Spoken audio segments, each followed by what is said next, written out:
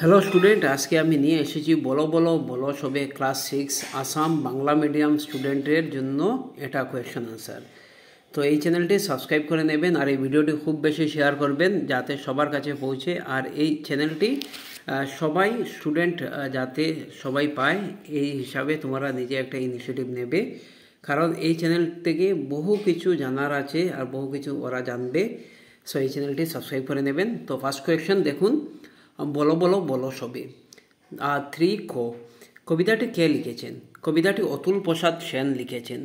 এই কবিতার কবি হলেন কবি অতুল প্রসাদ সেন। তো কবিতা পড়লে বোঝা যায়, আমি লাস্ট যে ভিডিও আছে এই ভিডিওতে আমি কবিতাটি বুঝিয়ে দিয়েছি। সো এটার আজকে প্রশ্নোত্তর আমরা করব। তো কবিতাটি কে লিখেছেন? কবিতাটি অতুল প্রসাদ সেন লিখেছেন। খ নম্বর, মুদের এ দেশ বলতে কোন দেশের কথা বলা হয়েছে? মুদের এ দেশ বলতে ভারতবর্ষকে বোঝানো হয়েছে বা ভারতবর্ষের কথা বলা হয়েছে। এখন দেখুন গ নম্বর, গিরিরাজ কাকে বলা হয়েছে? গিরিরাজ বলতে হিমালয় পর্বতমালাকে বলা হয়েছে। দেখুন ঘ নম্বর, কবিতাটিতে বা কবিতায় দুটি বাদ্যযন্ত্রের নাম পেয়েছো, সেগুলি কী কী? আর দেখুন বেনু ও বীণা, এভাবে লিখতে পারবে বেনু ও বীণা, বা এরকম লিখতে পারবে কবিতায় দুটি বাদ্যযন্ত্রের নাম পেয়েছি, সেগুলি হলো বেনু এবং বা বেনু ও বীণা, বা আমি যেভাবে লিখেছি এভাবে লিখলেও মার্ক পাবে।